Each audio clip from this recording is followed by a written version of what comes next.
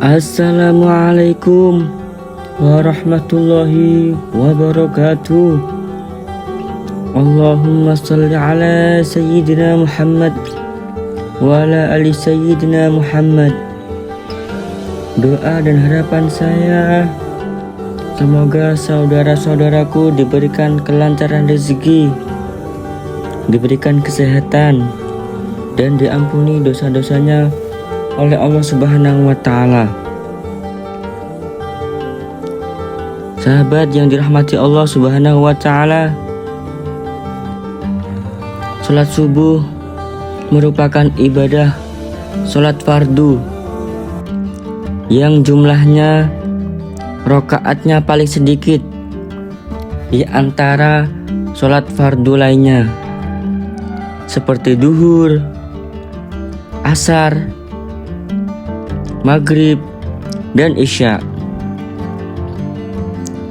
Saat melaksanakan sholat subuh, ada beberapa surat yang dianjurkan untuk dibaca. Lantas, apakah boleh membaca surat Al-Ikhlas pada sholat subuh?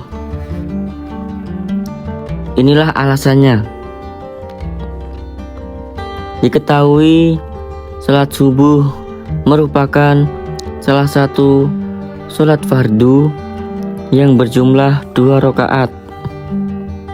Sholat subuh mempunyai keutamaan yang besar. Adapun salah satu keutamaannya yaitu para malaikat akan menyaksikan seorang muslim yang melaksanakan sholat subuh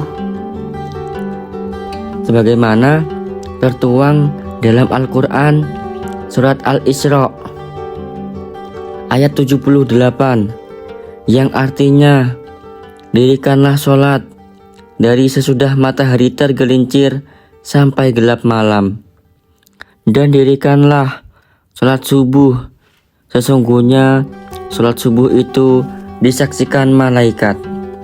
Quran surat Al-Isra ayat 78. Saat melakukan sholat subuh, ada sejumlah surat dalam Al-Quran yang dianjurkan untuk dibaca oleh umat muslim. Nah, yang menjadi pertanyaan, apakah boleh membaca surat Al-Ikhlas? Penting untuk diketahui bahwa saat melaksanakan sholat subuh, bacaan surat-surat pendek seperti Al-Ikhlas, An-Nas, Al-Falaq, atau surat-surat pendek lainnya tidak dianjurkan dibaca, baik rakaat pertama maupun rakaat kedua dalam sholat subuh. Berarti bukan kita tidak boleh membaca surat-surat pendek. Alangkah baiknya, lebih afdolnya dianjurkan untuk membaca surat-surat yang lebih panjang saat melaksanakan sholat subuh. Hal ini tertuang juga dalam hadis Rasulullah SAW yang diriwayatkan oleh Imam Ahmad.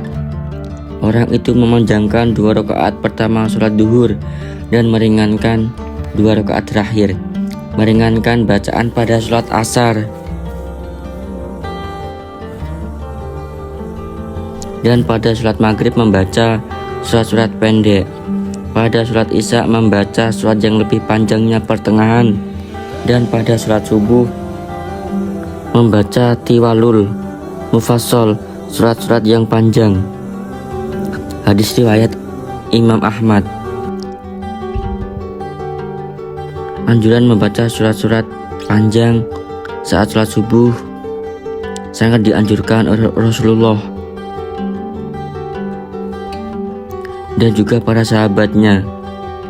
Sangat dianjurkan membaca surat Al-Baqarah, Ali Imran, Al-Waqiah, At-Tur, Qaf, At-Takwir, dan lain sebagainya di dalam Al-Quran. Betapa banyak kaum muslimin yang lalai dalam mengerjakan sholat subuh. Mereka lebih memilih melanjutkan tidurnya daripada untuk melaksanakan sholat.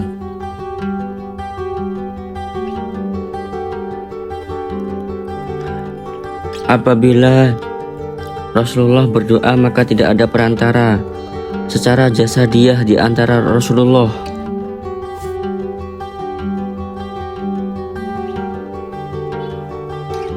dengan Allah Subhanahu wa Ta'ala. Dalam hadis dijelaskan bahwa orang yang melaksanakan sholat subuh berada di jaminannya. Apabila seseorang mengerjakan sholat subuh, niscaya ia akan mendapat banyak keutamaan di dalamnya. Salah satunya telah disebutkan akan disaksikan langsung oleh malaikat. Mengapa dianjurkan membaca surat panjang? Karena kalau kita membaca surat pendek akan terasa cepat waktunya berlalu, karena kita disaksikan malaikat saat sholat subuh.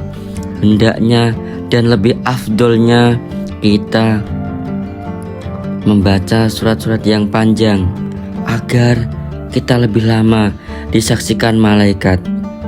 Itulah alasan mengapa tidak dianjurkan membaca surat pendek atau lebih diafdolkan untuk membaca surat-surat panjang dalam saat sholat subuh, agar malaikat semakin lama menatap kita saat kita sholat subuh.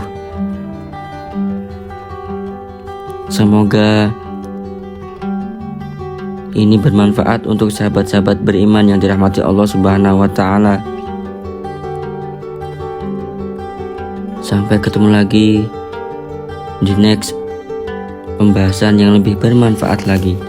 Wassalamualaikum warahmatullahi wabarakatuh.